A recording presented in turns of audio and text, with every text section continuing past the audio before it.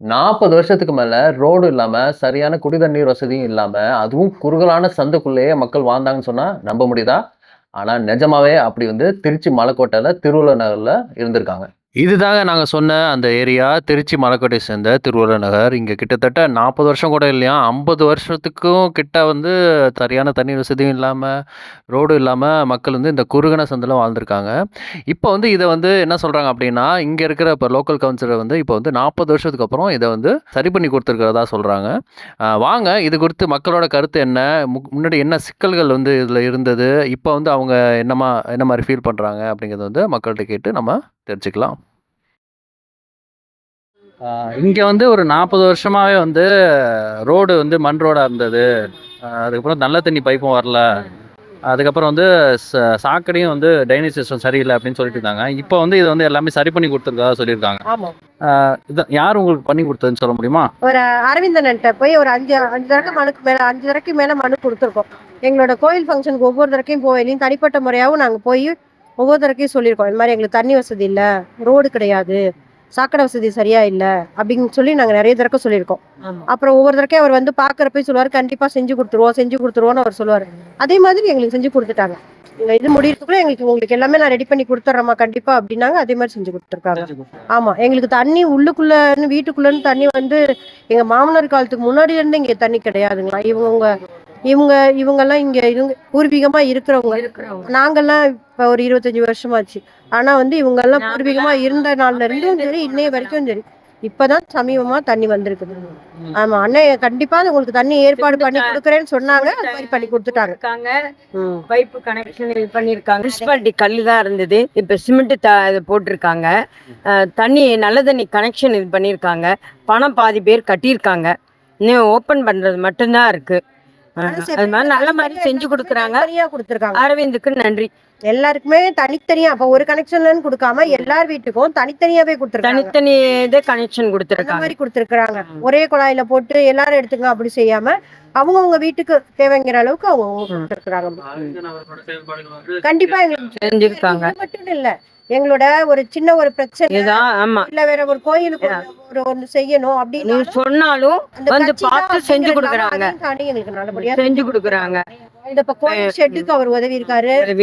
சரி வருஷம் இப்போ 4 வருஷம் 5வது வருஷங்களா 4 வருஷமும் அவர் எங்களுக்கு வேணுங்கிற உதவி எங்களுக்கு செஞ்சிருக்காரு.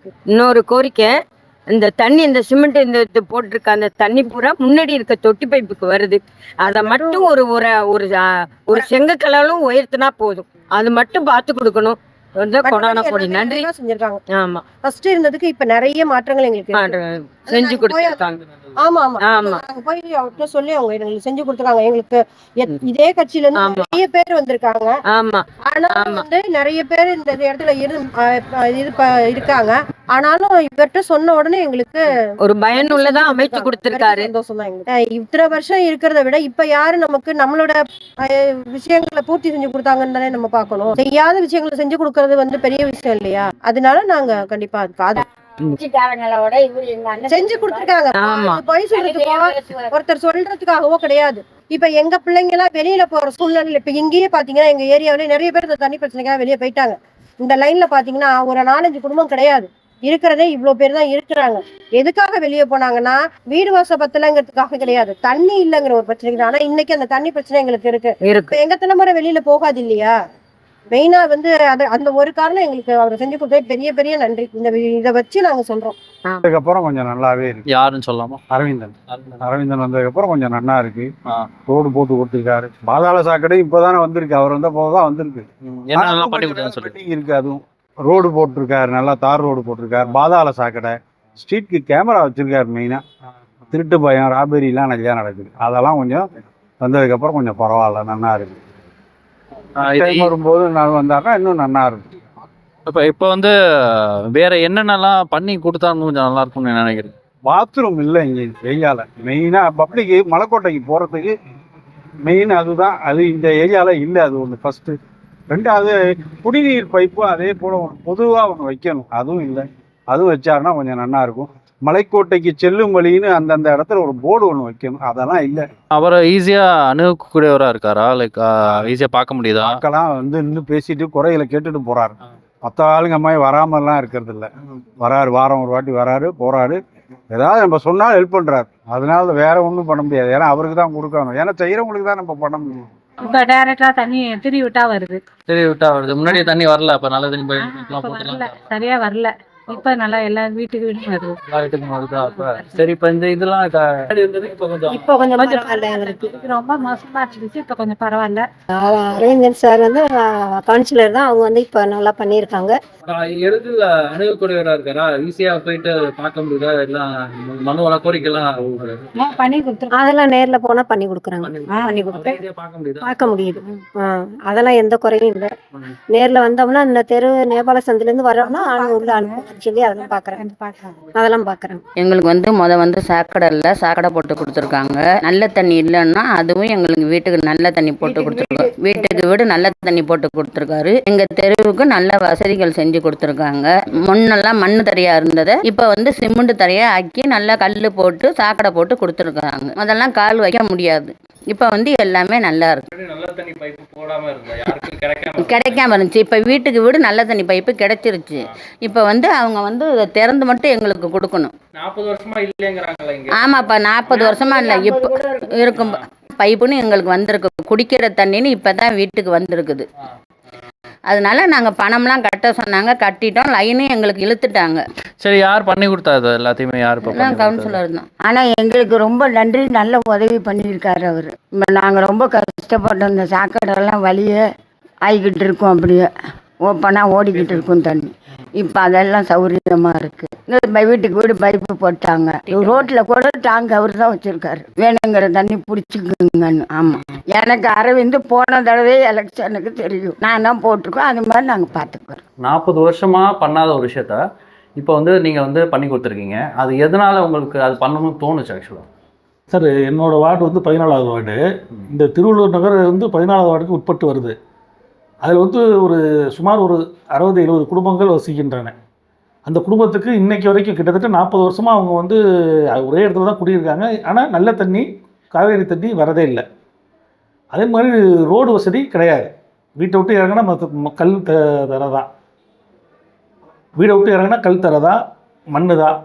இப்படியே தான் அவங்க வாழ்வாதாரம் நடத்திக்கிட்டு வராங்க. அது வந்து ரொம்ப எனக்கு பார்க்கும்போது ரொம்ப கஷ்டமாகவே இருந்துச்சு. அதனால் உடனடியாக நான் வந்து புரட்சித் தமிழர் எடப்பாடியார் அண்ணனின் வழிகாட்டுதலோடு உடனடியாக அந்த 40 குடும்பங்களுக்கும் குடிநீர் குழாய் தனித்தனியாக ஒவ்வொரு வீட்டுக்கும் தனித்தனி குடிநீர் குழாய் கொண்டாடணும்னு விருப்பப்பட்டேன். அதை கொண்டாந்து சேர்த்துட்டேன். அதே மாதிரி காங்கிரீட் சாலை, அந்த சந்து ஃபுல்லாகவே திருவள்ளூர் நகரே இப்போ காங்கிரீட் சாலையில் ஜொலிக்குது. இதை பண்ணணும்னு நினச்சோம், சிறப்பாக பண்ணி கொடுத்தோம். அங்கே பொதுமக்களோட ஒத்துழைப்பும் வந்து எங்களுக்கு கிடச்சிச்சு. கார்பரேஷனோட ஒத்துழைப்பு, பொதுமக்கள் ஒத்துழைப்பு, புரட்சித் தமிழர் எடப்பாடியார் அண்ணனின் வழிகாட்டுதலோடு இதை செஞ்சு முடித்தேன்.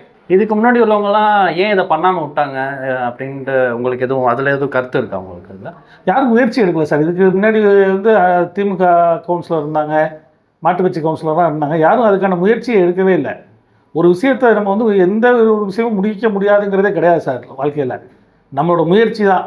அந்த முயற்சி எடுத்தோன்னா கண்டிப்பாக நம்ம அதை வந்து ஜெயிச்சு காட்டலாம். அதை நான் முயற்சி எடுத்தேன், அதனால் ஜெயிச்சு காட்டியிருக்கேன். இது உங்களுக்காக தோணி நீங்கள் பண்ணதா, இல்லை மக்கள் கிட்டேருந்து வந்து அதுக்கப்புறம் கோரிக்கை வந்து நீங்கள் பண்ணதா? இது எப்படி? தேர்தலுக்கு முன்னாடி நான் வாக்கு கேட்டு மக்களை சந்திக்கும் போது அப்போவே அந்த மக்கள் என்கிட்ட வந்து ஒரு கோரிக்கை வச்சாங்க. கண்டிப்பாக நீங்கள் ஜெயிச்சு வந்தோன்னே எங்களுக்கு இந்த இதெல்லாம் சரி பண்ணி தரணும்னு. அதன் அடிப்படையில் நான் அதை உடனே சரி பண்ணி இப்போ இன்றைக்கி நல்ல தண்ணியும் சரி, காங்கிரீட் சாலையும் சரி, இதெல்லாம் சரி பண்ணி கொடுத்துருக்கேன். இதில் வந்து என்ன சிக்கல் நீங்கள் பண்ணும்போது இருந்த சிக்கலும் சொல்லலாம், இதுக்கு முன்னாடி உள்ளவங்க பண்ணாமல் இருந்தப்போ இருந்த சிக்கலையும் நீங்கள் சொல்லலாம். இல்லை சார், அவங்க சந்து வந்து நடுவில் வந்து சென்டர் ஆஃப் அவங்களோட சந்து வந்து நடுவில் இருக்குது. அதனால் தண்ணியோட ப்ரெஷர் வந்து பத்தலை. நமக்கு ஒன்று இபி ரோட்லேருந்து ஒரு பைப் லைன் வரும், மெயின் லைனு. அந்த வழியில் கொண்டாந்தாலும் ப்ரெஷர் பற்ற மாட்டுது. இன்னொரு லைனு ஆண்டாள் தெருலேருந்து வருது, அந்த லைனை கொண்டாந்தாலும் ப்ரெஷர் பற்ற மாட்டுது. அதனால் தண்ணி ஒவ்வொரு வீட்டுக்குமே ஏறுறது சிரமமாக இருந்துச்சு. அதனால் நான் என்ன பண்ணேன், மெயின் டேங்க் வந்து சறுக்குப்பாறை உச்சியில் இருக்குது. அந்த டேங்க்கில் இருந்து தனியாக இவங்களுக்குன்னே தனியாக ஒரு லைன் கொண்டாந்து இப்போ போட்டு கொடுத்துருக்கேன். செப்பரேட் லைன் இவங்களுக்கு மலக்கோட்டை சறுக்குப்பாறையிலேருந்து தனி லைன் வந்து போட்டிருக்கனால அந்த ப்ரெஷர்லாம் நல்லா இருக்குது. வீடுங்களுக்கு தண்ணி இன்றைக்கி நல்லா வந்துட்டுருக்கு. இது வரைக்கும் நான் களத்தில் தான் செயல்பட்டு இருந்தேன். இனி இணையதளத்துலேயும் செயல்பட இருக்கிறேன். அதனால் உங்களோட கோரிக்கைகள் எதுவாக இருந்தாலும் இன்ஸ்டாகிராம், ஃபேஸ்புக் போன்ற இணையதளத்து மூலமாக என்ன நீங்கள் தொடர்பு கொள்ளலாம் எந்த நேரத்தில் வேணாலும். அதுக்கு நான் உடனடியாக அந்த கோரிக்கைகளை நிறைவேற்றி தருவேன்னு எல்லாத்துக்கும் தெரிவிச்சுக்கிறேன். நன்றி.